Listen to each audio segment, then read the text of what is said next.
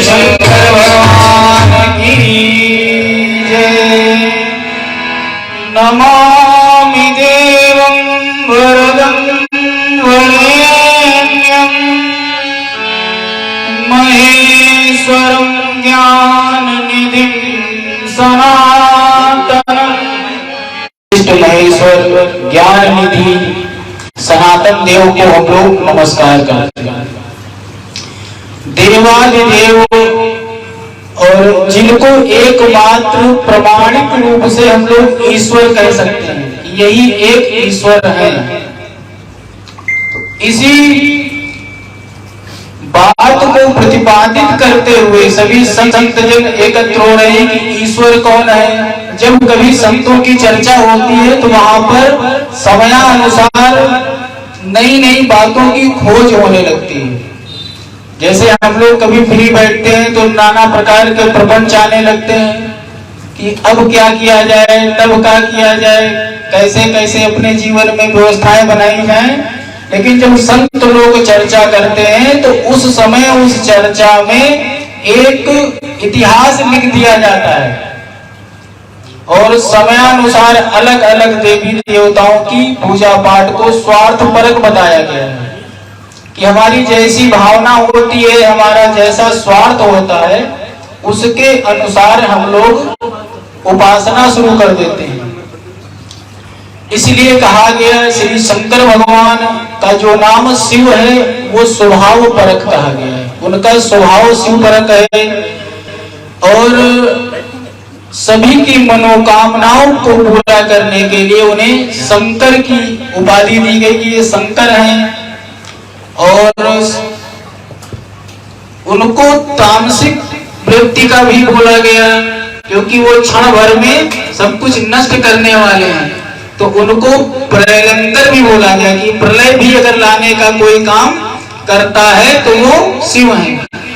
और शिव को शांतम शिव देवतम, यानी उनसे ज्यादा कोई शांति वाला भी नहीं है।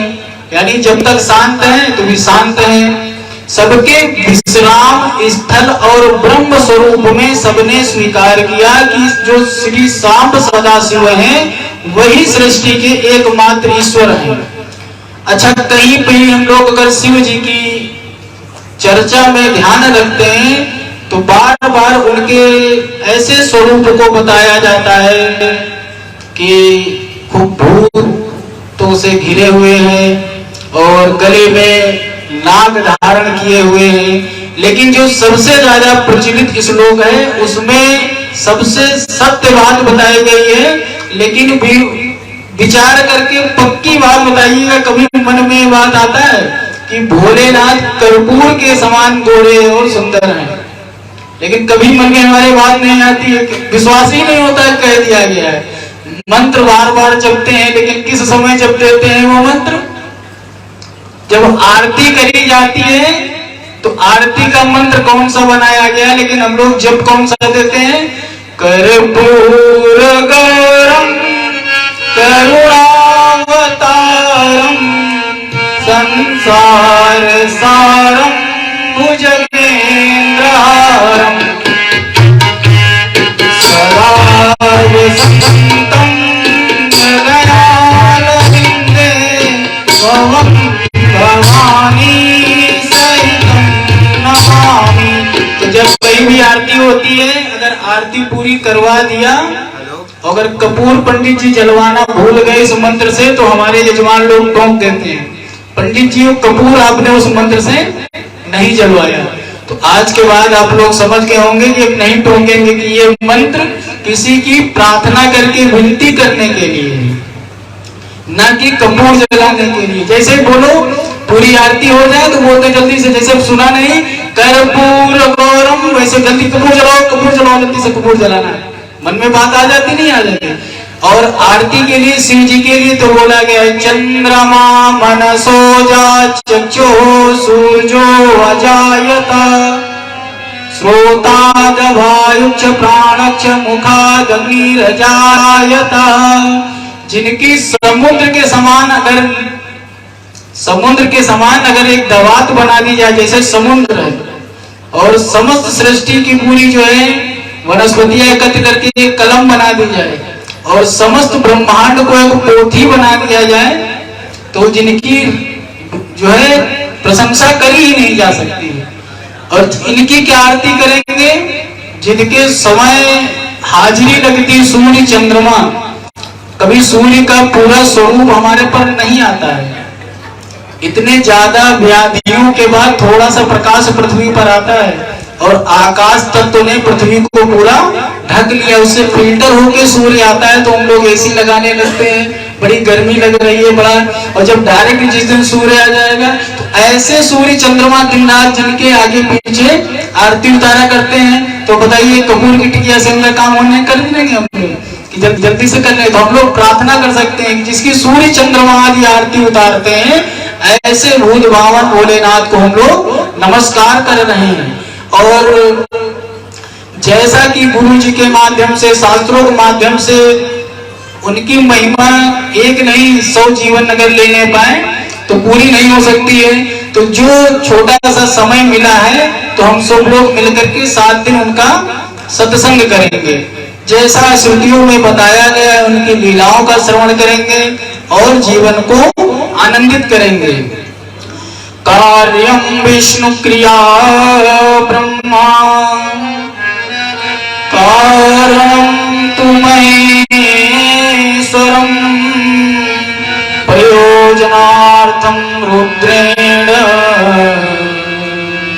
मूर्तिरेका कृता।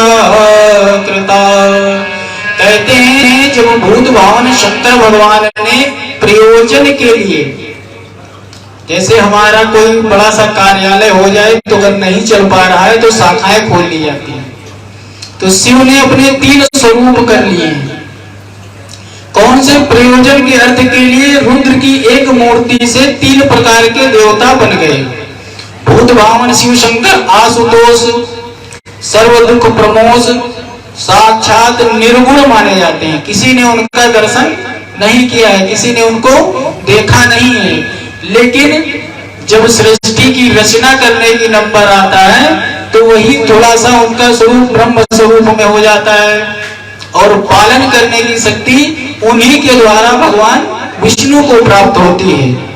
और इन्हीं के एक रुद्र अवतार में शिव जी आ जाते हैं, जो बोलते हैं संहार करने वाले। अच्छा, संहार का अर्थ होता है हमारे दिमाग में कि हम नष्ट हो गए, कोई चीज बिगड़ गई, संहार हो गई। लेकिन अगर आप कोई वस्तु ले आए और कभी वो खराब ही ना हो तो नवीनता को जगह मिलेगी? नवीनता को जगह नहीं मिलने वाली। तो हमारे शंकर भगवान क्या करते हैं? नवीनता को उत्पन्न करने के लिए पुरानी चीजों को नष्ट करके नई चीजें बनाने का काम देते रहते हैं। अच्छा बुरा बना बुरा, जय जय जय गिरिराज किशोरी,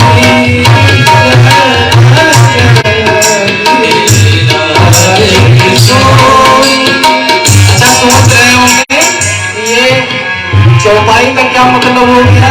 तो हम लोग प्रमाण को लेकर चलते हैं। अब हमें शिव जी की उपासना क्यों करनी चाहिए? तो हमें पहले देख लेना चाहिए किस किस ने किया क्या है। हम लोग कथा में हमें प्रवेश करने जा रहे हैं ना, तो जैसे किसी को पता है वो जानबूझ करके आया है श्रद्धावश, किसी को कोई आता है जिज्ञासावश, कोई आता है तर्क के लिए और कोई आता है जानने के लिए।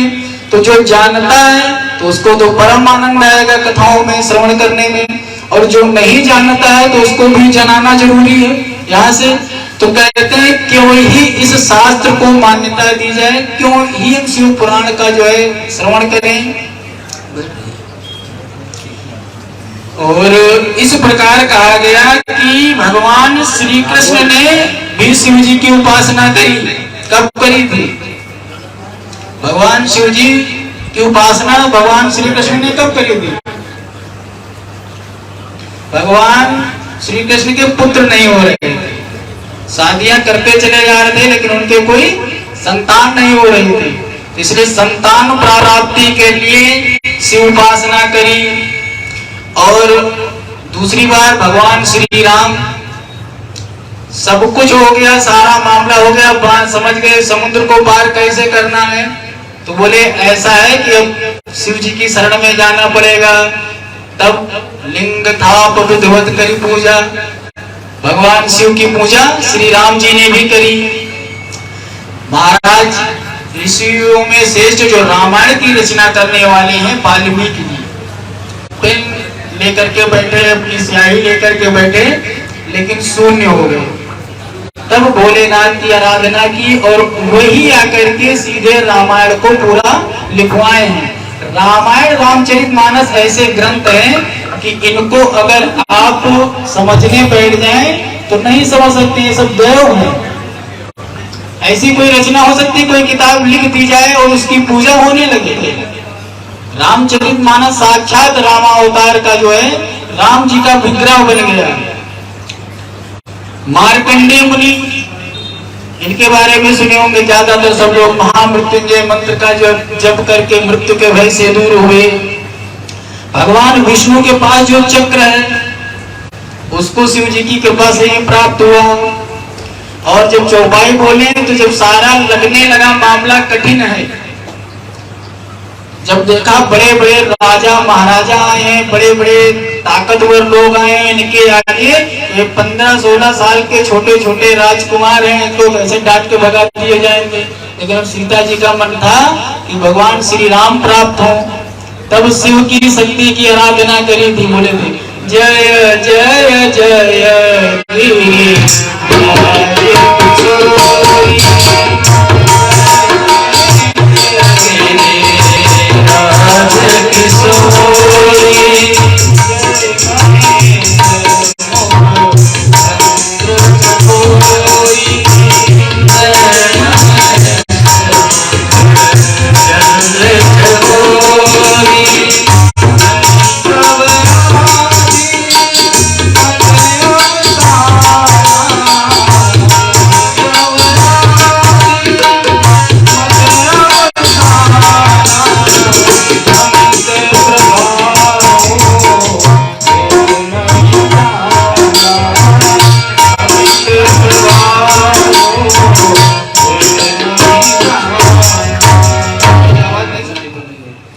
शंकर भगवान की जय।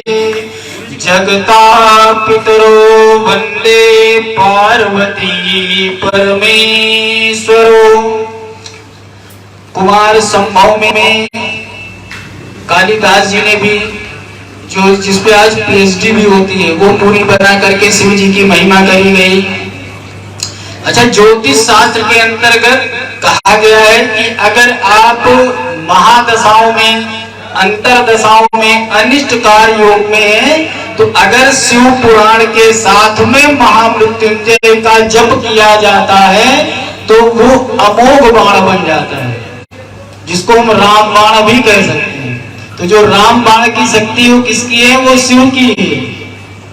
कहते हैं राम बाण जब चलता है, कभी भी अगर टीवी में रामानंद सागर ने भी बढ़िया से दिखाया हुआ है कि राम जी के जितने बाण चलते थे, और उनके तर्कस में देखोगे तो हमेशा 3 बाण नजर आते थे, और वो बाण जाता था अपना लक्ष्य भेद करके और पुनः तर्कस में आ जाता था। अभी ऐसी मिसाइलें नहीं बनी है कि जाएं किसी जगह हमला करें और वापस आकर अपने स्थान पर फिर आ जाए, या मिसाइल छोड़ दिया जाए और उसको रास्ते में बता दिया जाए लौट आओ करके संधि हो गई। तो राम बाण की भी कोई संधि नहीं होती थी, अगर वो गया है तो अपना लक्ष्य भेद करके ही वापस आएगा। अब हम लोग शिव पुराण के अंतर्गत 7 संहिताओं का श्रवण करेंगे। पहली बोली गई है विद्वेश्वर संहिता, दूसरी है रुद्र संहिता, सृष्टि खंड में प्रवेश करेंगे, सती खंड में प्रवेश करेंगे, पार्वती खंड, ये शिव जी के जीवन की लीलाओं का श्रवण करेंगे। फिर इसके बाद आ जाता है कुमार खंड, तो कार्तिक जी की लीलाओं का पूरा श्रवण किया जाएगा। युद्ध खंड इसी के अंतर्गत आ जाता है। फिर आता है सत्र रुद्र संहिता, कोटि रुद्र संहिता, और उमा संहिता, और इसकी जो सबसे गंभीर संहिताएं हैं जो आज तक सुनाने में भी बड़ी कठिन होती है और सुनने में भी बड़ी कठिन होती है, कौन सी है? कैलाश संहिता और वायु संहिता। जैसे कि श्रीमद् भागवत में 12 स्कंद और द्वितीय स्कंद को अद्वितीय व्यास लोग नहीं छूते हैं,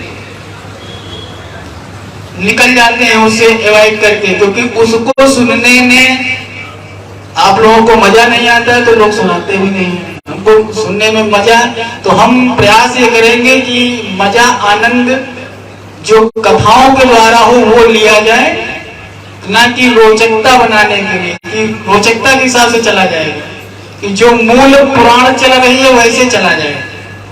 क्या सुनने की इच्छा है? क्योंकि जब श्रोता जैसा श्री सूत जी से शौनकादि ऋषि प्रश्न करते हैं वैसा ही उत्तर श्री सूत जी देना आरंभ कर देते हैं।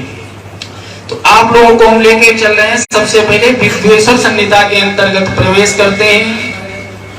बोलिए शंकर भगवान की जय।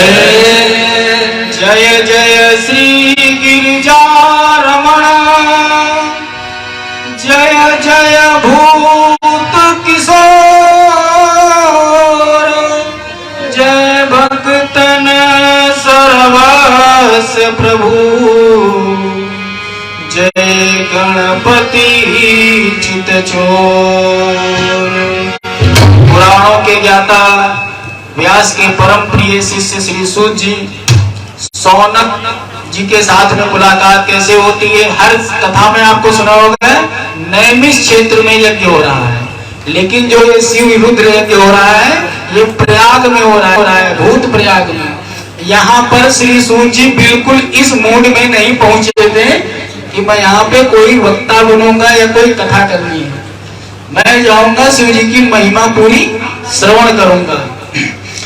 जैसे ही वहां पहुंचते हैं बस सबके मन में आनंद हो गया, अरे सूत जी आ गए, सूत जी आ गए। बस सब लोगों का काम हो गया कि यज्ञ तभी संपन्न होता है जिसमें कथा हो जाए, सत्संग हो जाए। जैसे कथा में अगर हमारे सहयोगी न हो तो कितना भी आनंदमय, कितनी भी रसपूर्ण कथा हो जाए, लेकिन वो आनंद संगीत के बगैर नहीं आ सकता है। भजन कीर्तन का तो जब कोई महायज्ञ होता है तो उसमें सत्संग का साथ होता है, और सत्संग में हमारा मन लगा रहे इसलिए उसमें भजन का समावेश कर दिया जाता है। और भजन में भी जब नहीं समावेश होता है तो हमारे ग्रामीण क्षेत्र में भी नृत्य का भी। बोलो शंकर भगवान की जय। मतलब हम आपको जाने नहीं देंगे, किसी न किसी माध्यम से आप कुछ न कुछ दो शब्द पढ़ जाएं। जैसे एक जगह एक बहुत प्रसिद्ध चोर था, तो उसने अपने चेलाओं को चोरी करने का पूरी पीएचडी करवाई और कुछ सूत्र दे दिए कि इन नियमों का पालन करना है। तो बोले कहीं पंडित दिख जाए तो 20 कदम से दूर से भाग जाना, उसके अगल बगल ना होना। बोले कोई संत महात्मा मिले तो चौराहा बदल के निकल जाना, और कोई आश्रम मिल जाए तो बिल्कुल, आश्रम तो हटा नहीं सकते हो, तो आश्रम के बगल से कान में उंगली डाल करके चले जाना।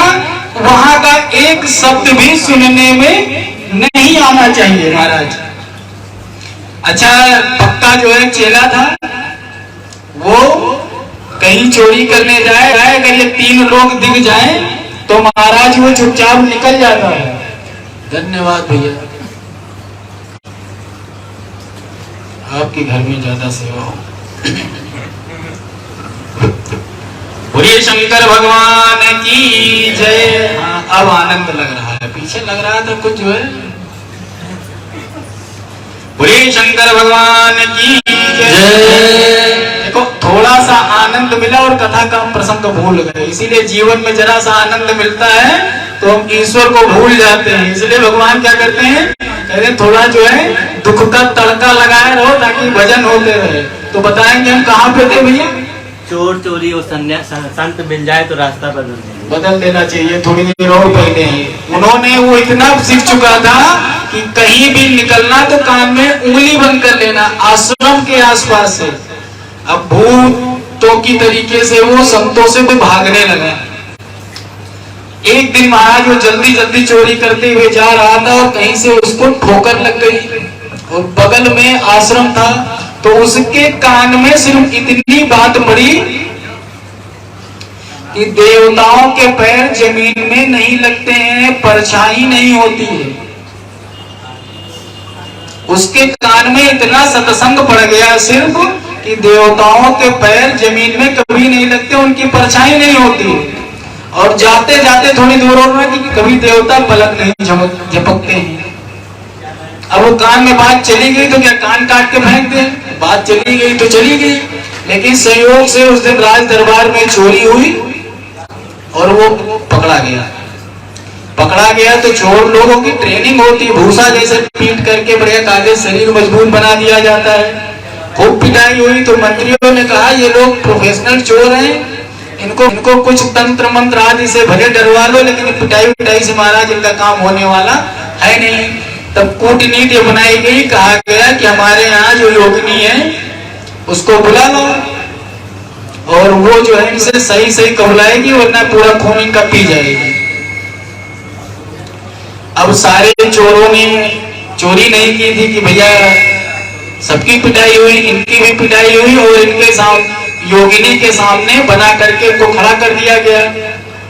इसने देखा कि योगिनी या भूत प्रेत सब देवी देवताओं की योनि में माने जाते हैं और गुरु जी ने सत्संग में कहा था, जो मेरे कान में शब्द पड़े थे कि कभी देवताओं की और ये योगिनियों के पैर जमीन में नहीं लगते हैं, परछाई नहीं होती है। और ये योगिनी जो खड़ी करी है इसके तो पैर भी जमीन में, परछाई भी और टपर टपर पलक भी मार रही है।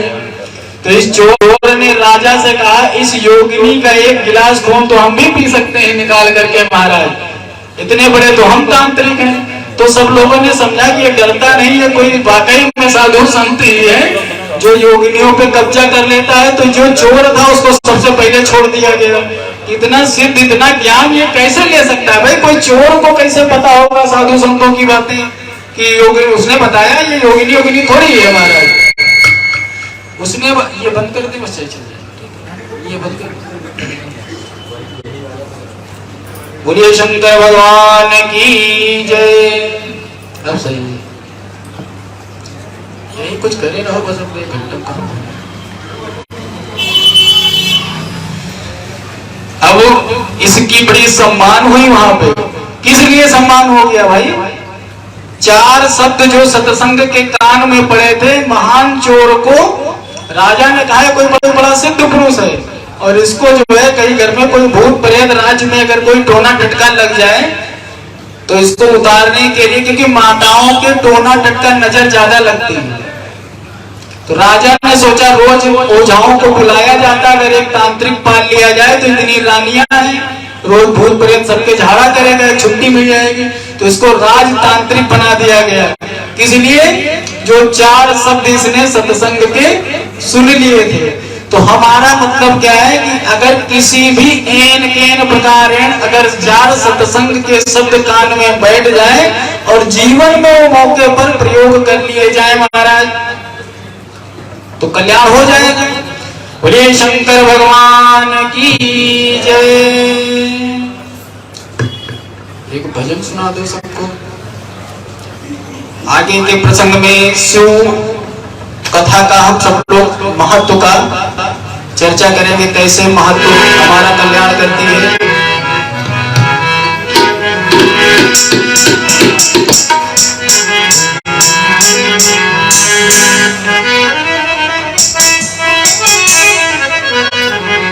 तेरा पल पल बीता जाए, मुख से जप ले नमः शिवाय। तेरा पल पल बीता जाए, मुख से जप ले नमः शिवाय। पल पल बीता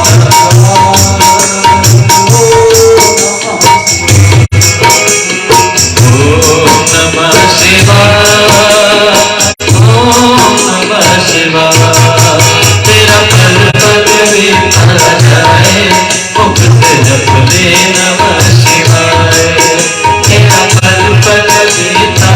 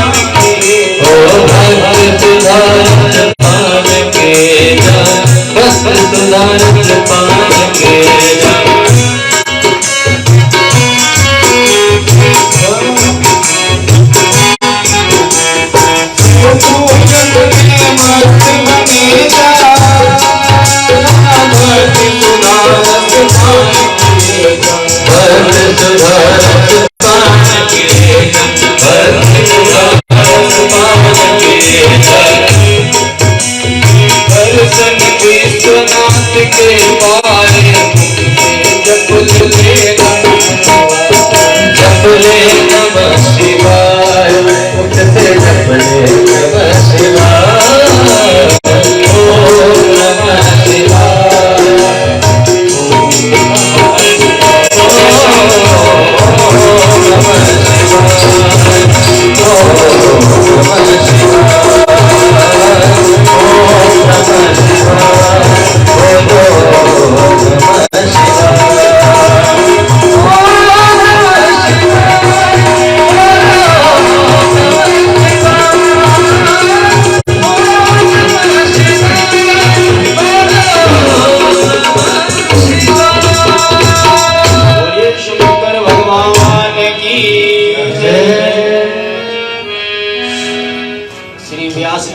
रचित शिव पुराण में कहते हैं वो सब कुछ कहा गया है, बताया गया है और दिया गया है। इसको पढ़ने वाला, सुनने वाला, कहने वाला, करवाने वाला या कहीं से किसी भी तरीके से इसमें अंश मात्र भी अगर सहयोगी है तो शिव की कृपा उसको पूर्ण प्राप्त हो जाती है। अनेक जन्मों के पुण्य जब उदय होते हैं तब जाके कहीं सत्संग का अवसर मिलता है और कई युगों के अगर पुण्य एकत्र होते हैं तो शिव पुराण घर पे आती है। जब कहते कई युगों के पुण्य उत्पन्न हो जाएं, क्योंकि शिव जी को कोई चीज प्राप्त करने में हम लोग जो छोटी सी समझते हैं कि भोलेनाथ हैं भोलेनाथ, लेकिन अगर भोलेनाथ बात समझ में नहीं आई है तो वही भी जो है महाकाल भी है। इसलिए भोलेनाथ से कुछ प्राप्त करने के लिए होशियारी तो चलती ही नहीं है। बिल्कुल जितने सरल है उतनी सरलता आप कुछ प्राप्त कर सकते हो। जहां जरा सी होशियारी हुई तो शिव पुराण का कहते हैं एक मुहूर्त, आधे मुहूर्त दृष्टांत के द्वारा आपको समझ में आ गया कि अगर 4 शब्द ही कथा के याद रहे तो जीवन की कथा फांसी चढ़ जाता बंदा बेचारा। लेकिन अगर 4 शब्द याद आ गए वो भी गलती से, कैसे ठोकर लग गई थी। तो कहते हैं जो इस महावन को भस्म करके संसार सागर से तरना चाहता है तो उसके अनेक उपाय बोले गए हैं। जैसे अन्य पुराणों में कहा गया कि मोक्ष प्राप्ति, लेकिन जो शिव की कृपा प्राप्ति होती है तो क्या हो जाता है, मोक्ष बहुत तुच्छ है शिवलोक के आगे। आगे की कथाओं में आपको पता चलेगा शिव जी जिस पर कृपा करते हैं मोक्ष, स्वर्ग या ये सब कुछ नहीं, लेकिन अपना पुत्र जरूर बना लेते हैं। शिव जिस पे प्रसन्न हुए हैं उसको गोद ले लिया, ये मेरा पुत्र है, ये मेरे साथ में ही रहेगा। अब किसी की हिम्मत है कि साथ में रहे और उसके साथ में कुछ हो जाए? कहते हैं उस मौलवी कला के बराबर नहीं है शिव कथा के सत्संग के आगे। आप धीरे धीरे इनमें जैसे जैसे जानते जाएंगे जिसके बारे में, वैसे प्रेम होता चला जाता है। अनजाने में प्रेम नहीं होता। तो हम लोग क्या करने आए हैं? प्रेम को और प्रमाणित करने के लिए एकत्र हुए हैं। शिव पुराण आत्मज्ञानियों के लिए श्रेष्ठ है। अगर ज्ञान प्राप्त करना है तो शिव पुराण में बहुत ज्ञान है। अगर प्रेम प्राप्त करना है तो प्रेम है। अगर हमको सिर्फ कामनाएं पूरी करवानी है, यानी कोई ऐसा चिंतामणि कोई हमको मिल जाए कि मेरी मुरादें पूरी करती रहे, तो इसमें इतने एक हैं वो आपको भ्रमित करके सिर्फ उपाय करते रहो, काम बनाती रहेगी, आगे काम खत्म है। एक अगर लेकिन हम लोग यहाँ पे आज पहले ये प्रयास करेंगे कि हम लोग कामना पूरी करने वाली पूजा से थोड़ा दूरी रखें। अगर हम छोटा छोटा रोज जो है पेड़ काटते रहेंगे तो कभी बड़ा नहीं हो पाएगा। नीचे से तो उर्वरा शक्ति बड़ी जबरदस्त है, खत्म कृपा नहीं होती है, लेकिन रोज रोज मांग मांग करके हम छोटे बनते चले जाएंगे, जिससे मांगते रहेंगे। सुदामा जैसे रहिए, रोज आधे घंटे सिर्फ भगवान कृष्ण ऐसा ध्यान करते थे कि देखे रिवाइंड करके अपने। आज सुदामा ने कहीं सोते हुए कर्मण बदलते हुए तो नहीं कहा है प्रभु जरा कष्ट हरो, कभी मुख से नहीं निकला कष्ट हो दरिद्र हो, सीधे काम, कोई काम नहीं, मेरा तुमसे क्या काम है। मैं इतना भजन करता था तो इतना ज्यादा अकाउंट इकट्ठा था, कुछ मांग ले मेरा थोड़ा सा बोझ कम पड़ जाए। लेकिन कभी सुदामा ने भगवान कृष्ण से कुछ नहीं मांगा, एक खाली बात कहने की जरूरी थी, सारे काम हो जाते। भागवत ने सुना है आपने कि गए सब कुछ मिल गया, भगवान कृष्ण से ना उन्होंने कुछ मांगा ना उन्होंने कुछ दिया। याद है कि भूल गए? किसने दिया था? माता जी ने दिया था, लक्ष्मी जी ने दे दो नहीं तीनों लोग ये तो मुंह लुटा देंगे, लेकिन उसने मांगा कुछ नहीं, थोड़ा सा हिस्सा ले लिया, ना इतना हम दे रहे हैं काम कर देंगे, नहीं तो तुम तो पूरा पूरा दान कर दोगे। सौनक जी कहने लगे आप सारी चीजें कह रहे हैं, बढ़िया है, अच्छी बात बता रहे हैं, लेकिन हमें प्रमाण चाहिए कि ये कथा हम क्यों आपसे सुनने जा रहे हैं। ये कथा हम आपसे इसलिए सुनने जा रहे हैं महाराज कि कलयुग के बारे में हम लोग जानते हैं क्या होने वाला है। जैसे आजकल के मौसम के जो वैज्ञानिक हैं वो हम लोगों को रोज बता रहे हैं ग्लोबल वार्मिंग के बारे में, पर्यावरण के बारे में, और वायु को शुद्ध रखिए, लेकिन हम लोग क्या फर्क पड़ रहा है कोई चीज का। अगर हम आज से 50 साल पहले अपने लखनऊ की स्थिति देखें तो लखनऊ के हर चौराहे पर किनारे पर आपको हैंड पंप लगे नजर आ सकते थे। आज कहीं भी आपको अगर पानी प्यास लगेगी तो बोतल ही खरीदना पड़ेगा। इंडिया मार्का का जो नल लगता था जो 150-200 फीट नीचे से, वह भी खत्म हो गया, किसी नल से पानी नहीं आ रहा है। क्यों नहीं आ रहा है? कारण हम लोग नहीं जान पा रहे। जहां पे 30 फीट पे पानी निकलता था, यहीं पे पीछे निकाल के जो है पुरानी बिल्डिंग बनी हुई थी, चरही जिसको बोलते हैं, धर्मशाला टाइप में, तो यहाँ कुआं बना हुआ था किनारे, और घोड़ों के लिए कुएं से पानी निकाल के। आज कुआं बहुत बड़ी दूर है, घर के अगर समरसेबल 3 साल चलते ही नहीं, दूसरा दोबारा करवाना पड़ जाता है, इतना वाटर लेवल हमारा नीचे जा रहा है। तो तत्वदर्शी लोग क्या बात करते हैं? 100 साल दूर की बात करते हैं।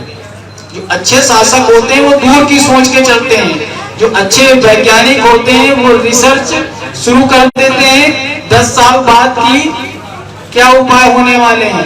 आज हम लोग जो 5G लॉन्च हो गया, तो यह क्या एक दिन का प्लान है?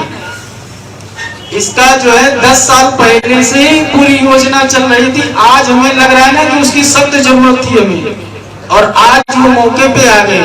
तो सौनक जी कहने लगे पहले हमें ये बताइए कि इस कथा के द्वारा किसी का कल्याण हुआ है? मतलब ब्रांड बनी है कथा की नहीं बनी। जब तक किसी दूसरे ने अगर कोई चीज प्रयोग नहीं करी है महाराज, तब तक हम लोग वो चीज नहीं लेते हैं। गाड़ियां वही लेते हैं जिसके शोरूम पे ज्यादा भीड़ लगी हो, मॉल में उसी जाते हैं जो खूब चलता हो। अगर कोई दुकानदार फ्री बैठा है तो उसके हम लोग नहीं जाते हैं।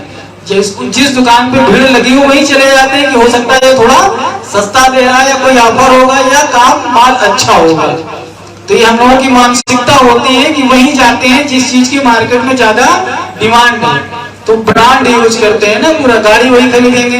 तो बोले पहले बता, तो कथा का अर्थ तो ये निकला ना कि पहले हम लोग श्रीमद् भागवत सुनते हैं तो उसमें भी महात्मा में ब्रांडिंग बताएगी, क्या इसको करने से लाभ मिलेगा, किसको लाभ मिला है। तो बोले कि ये जो कथा है ये कलयुग में सब कथा पाप को दूर करके कहते हैं प्रायश्चित करवा करके फल देती है, लेकिन शिव कथा ऐसी है कि समूल पाप का नाश कर देती है। पाप को नाश करने का अगर पूरा कोई काम है तो वो शिव जी के पास में पूरा बोला गया है। अगर शिव जी ने किसी भी चीज पर फाइल पे मुहर लगा दी तो ना वहां यमराज की फाइल आगे आ सकती है, ना दुर्भाग्य की आ सकती है, ना कष्टों की आती है। सिर्फ लेटर ये बताना ये शिव भक्त है। अच्छा, शिव भक्त के चिन्ह क्या होते हैं? अब ऐसे शिव भक्त के चिन्ह क्या होंगे कि कैसे पता चलेगा हम शिव भक्त? शिव भक्त अघोर होता है। अब अघोर का मतलब कान में क्या निकल के आ गया, बात दिमाग में क्या बैठ गई, गले में हड्डी टांगे रहो, माला टांगे रहो और खूब गंदे गंदे कपड़े पहने तो क्या कहते हैं अघोरी बाबा जा रहे हैं। हम लोग कुछ शब्दों का बड़ा विचित्र अर्थ लेके चलते हैं। अघोर का मतलब है जो बहुत सरल हो, कहते हैं अघोरी है, मतलब बिल्कुल बिल्कुल प्यारा है, वो बच्चा है, इतना सरल है कि उसको जो है किसी से पाप पुण्य सुख दुख से कोई मतलब नहीं है, वो अपना बिल्कुल शरणागत है। इसीलिए आप जो है तो अघोर रहिए। अब अघोर का मतलब ये नहीं है कि कोई हमको मिल जाए अघोरी बाबा है। अघोर जो पहले होते थे कुछ दे दिया खा लिया, नहीं दे दिया चले गए। आजकल क्या होता है, अघोरी मिलते हैं नोट का कोना जला के राखी का टीका लगाते हैं, कहते 100 रुपया लाओ नहीं तो कल दुकान बंद हो जाएगी। तो ये अघोरी नहीं है, ये सब पाखंडी है, बने हुए डरवा करके अपना काम कर लेते हैं। रात भर को हमारी नींद ना आए ऐसे कॉन्फिडेंस से वो आपको दुआ देते हैं या श्राप देते हैं कि रात भर हमारी ऐसे ही हवा निकल जाएगी, कह के गया है खटिया उठेगी। बोलिए शंकर भगवान की जय।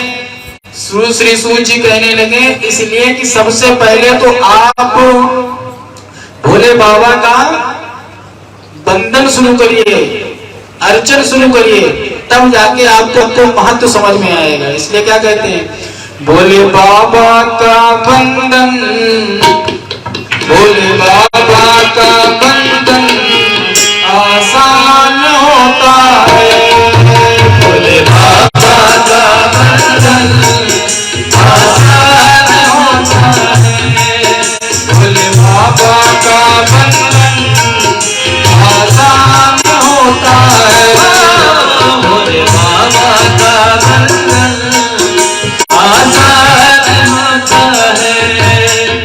जल चढ़ाने से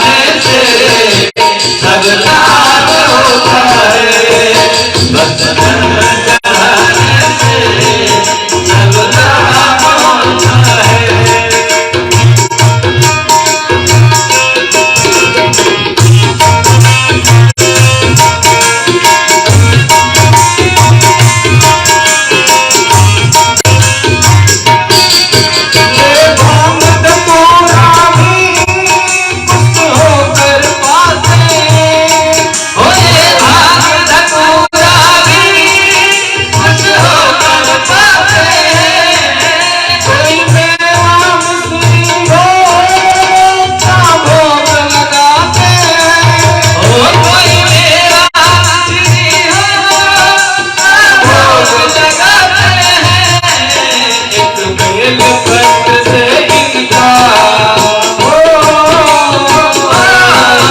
एक बेलपत्र से इनका सम्मान होता है, एक बेलपत्र से इनका सम्मान होता है। भोले बाबा का बंधन आसान होता है, भोले बाबा का बंधन आसान होता है।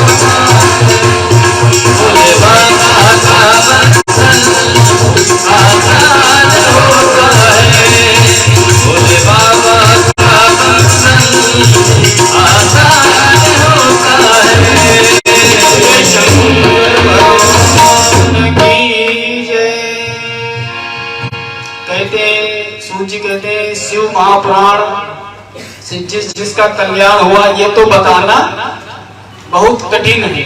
जैसे शिव की लीलाएं हैं वैसे उनकी कृपा का सागर भर रहा है।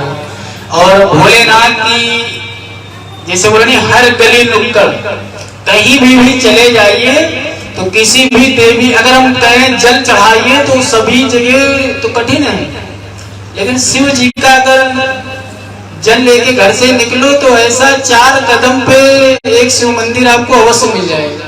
हर 10 कदम पे कहीं गली नुक्कड़ जगह जगह पे तो अंतरराष्ट्रीय देवता कौन हो गए? पहले दिन में पहले घंटे में प्रमाणित हो गया प्रथम दृष्टिया जो सबसे